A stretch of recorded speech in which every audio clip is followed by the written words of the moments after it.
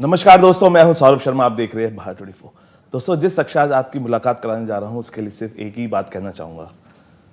अब हवाएं करेंगी रोशनी का फैसला, अब हवाएं करेंगी रोशनी का फैसला। जिस दिए में जान होगी वही दिया जगमगाएगा। कंगना, बहुत बहुत स्वागत है आपका। बहुत धन्यवाद, आप बहुत अच्छा लिखते हैं। Thank you ma'am. जिस तरीके से मैंने बोला, अब हवाएं करेंगी रोशनी का फैसला, जिस दिए में जान होगी वही दिया जगमगाएगा। कैसे देखते हैं आप इसको? बस जिंदगी एक संघर्ष है। मैं तो कहूँगी कि मैं एक वो दिया हूँ जो बारिश में चल रहा हूँ। तो अब देखते हैं अभी आगे और कितना संघर्ष है, क्योंकि अभी तक इमरजेंसी अपने आप में ही एक संघर्ष रही है। और आज हमें पता चला कि काफ़ी बैन हमारी फिल्म पे आ गए हैं और 6 सितंबर को आ नहीं पाएगी, जबकि पूरी क्लियरेंस सेंसर से मिल चुकी थी। फिर कुछ फ्रिंज ग्रुप्स ने जो है आर्म ट्विस्ट किया है। तो अब इस सिचुएशन में हम हैं कि बहुत ज़्यादा डिसअपॉइंटेड है कि 6 सितंबर को ना आके अभी हफ्ता 10 दिन का शायद और वेट करना पड़ेगा। बट आई होप दोस्तों का रोमांच इसमें बना रहे और इंटरेस्ट बना रहे और वो देखने जाएं जब भी आए। अच्छा कंगना, क्योंकि 6 तारीख डिसाइडेड डेट है रिलीज का, क्या इसमें कोई डिले अभी हो सकता है या हम 6 तारीख को ही इस फिल्म को देख पाएंगे थिएटर्स में? नहीं, थोड़ा डिले है अभी इसमें, हफ्ता 10 दिन का डिले है। We will have to move to the court, क्योंकि अब वही फैसला करेंगे। अब एक जो अगर ये फिल्म हमने बनाई होती, खुद से बनाई होती, तो हम उसे चेंज भी कर सकते थे। लेकिन एक इतिहास है ये देश का, अब हम पे ये प्रेशर है कि हम सिखों को दिखाए नहीं, तो ऐसा तो नहीं हो सकता। अब जिनका उन्होंने जैसे जैसे असैसिनेशन हुआ है, बाकी हमने किसी भी धर्म से इसको नहीं जोड़ा हुआ है और ना ही हमने किसी कम्युनिटी को जो है टारगेट किया हुआ है।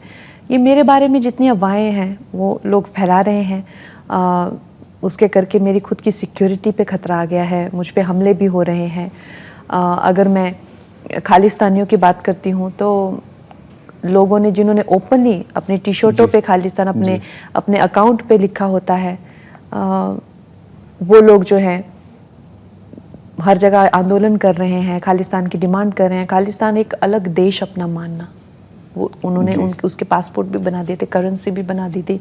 भारत सरकार ने भारतीय जनता पार्टी के आने से बहुत पहले उसको जो है एक टेररिस्ट ग्रुप घोषित किया हुआ है, लेकिन वो लोग ओपनली घूमते हैं। वो लोग अपने आप को रिलीजन से जोड़ते हैं, जबकि उनका रिलीजन से कुछ लेना देना नहीं है। अगर आप रिलीजन से जोड़ते होते उससे, तो आप एक मंदिर मांगते या आप कोई एक पूजा की जगह मांगते, तभी तो वो रिलीजन से जुड़ा हुआ ना।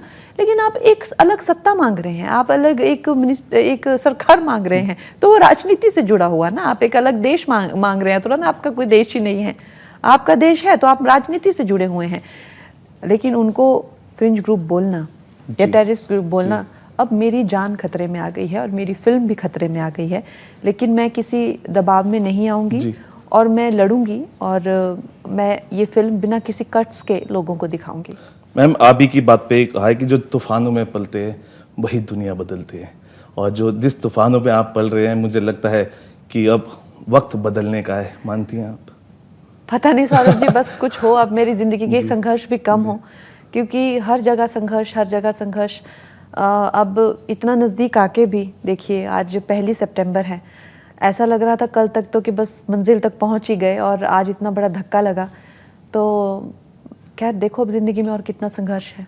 लेकिन कंगना, कहते हैं ना कि मंजिलें हिलती है तो हिलने दो। कंगना का निशाना अर्जुन के तीर जैसा है।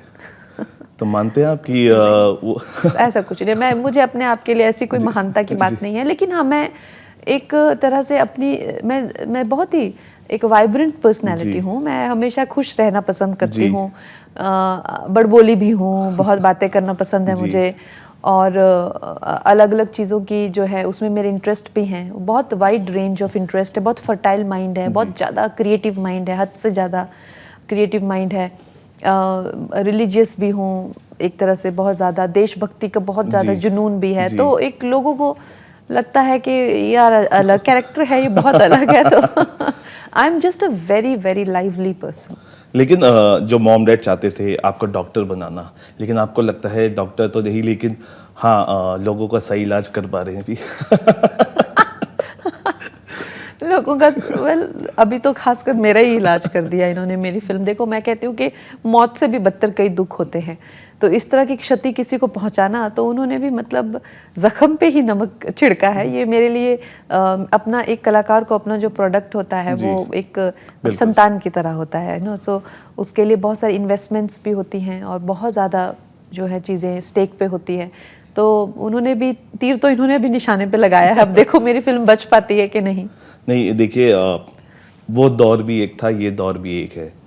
और जिस हम आयरन लेडी की बात कर रहे हैं, मुझे लगता है कि इस दौर में हम आपको एक आयरन लेडी के तौर पे देखते हैं, क्योंकि जब अपने लोगों के आंसू पूछना हो तो आप उनके साथ रहते हैं, जब कोई उनकी बात उठाना आप उनके साथ रहते हैं, एक अच्छे कलाकार हैं और जो विजन है आपका वो सुपर से ऊपर है। तो मुझे लगता है कि इस दौर की आयरन लेडी आज मेरे सामने बैठी है। बहुत धन्यवाद सौरभ जी, थैंक यू। लेकिन ये क्योंकि आप निडर हैं, साहसी हैं और बहुत इंस्पिरेशन भी देती हैं, लेकिन जब डिस्टर्बिंग वीडियोस आपके लिए बनते हैं, आपको मुझे पता है आप डरते नहीं हैं, लेकिन स्टेट ऑफ माइंड मैम क्या होता है? बहुत वायलेटेड फील होता है आपको, बहुत ज़्यादा वायलेटेड फील होता है। आपके पुराने वीडियो जहाँ पे आप छोटी उम्र में, आज जैसे 10-15 साल पुराने वीडियो में आप क्या सोचेंगे, 25-26 साल की लड़की अपने दोस्तों के साथ है कहीं, और एक तरह से जो है उनको, जिस तरह से मेरा काम है, हम कलाकार जो है हमें क्योंकि हमें एक स्टेटस सिंबल माना जाता है। बिल्कुल। तो हमें जो है जब चाहे क्लब ओपनिंग हो, रेस्टोरेंट ओपनिंग हो, बिल्कुल, उसमें बुला के ऐसा करने के लिए भी, जब मैं पूरी तरह से फिल्मों में ही थी, राजनीति से, तो इस तरह से भी हमारे असाइनमेंट्स होते हैं कि आपको इस क्लब में आना है या इस रेस्टोरेंट में आना है और ऐसे बिहेव करना है कि आप यहाँ इंजॉय कर रहे हैं। समझे आप? इस तरह के हमारे ये हाई प्रोफाइल लोग, तो वहाँ पे एक वो बनता है, हाई प्रोफाइल लोग यहाँ पे आते हैं और यहाँ पे इंजॉय करते हैं। तो ये जनता के लिए बहुत बड़ी बात होती है। तो इसको कहते हैं अपीयरेंसेस। शोरूम्स की होती हैं, बड़े बड़े रेस्टोरेंट्स की होती है, क्लब्स की। तो अब ऐसी पार्टीज में ऐसी असाइनमेंट्स को या फिल्मों के सीन्स को, या कोई मैंने शूट्स की हो, चाहे लॉन्जरे शूट्स हो, चाहे वो किसी और कैरेक्टर की शूट्स हो, उनको यूज करके और मेरे चरित्र को क्वेश्चन करना। तो आपको तो लगता तो है कि ये लोग अपने सही दिमाग में हैं भी, कि पूरा दिमाग छोड़ के कहीं आए हुए हैं, भटक चुके हैं। कंगना मैम, कई लोगों को सच सुनने की आदत नहीं होती, लेकिन जब सच सुना जाता है या सुनते हैं, वो कौन सी मिर्ची है जो उनको लगती है? ये तो आपने सही कहा। आप 10,000 झूठ बोल दीजिए, किसी को कोई फर्क नहीं पड़ेगा, अब आप, लेकिन किसी को आप सच बोलेंगे तो उसको मिर्ची लगेगी। तो जब किसी को मिर्ची लगती है तो आपको एक बात पता चल जाती है कि ये इंसान को जो है वो सच जो है हर्ट हुआ है। जी।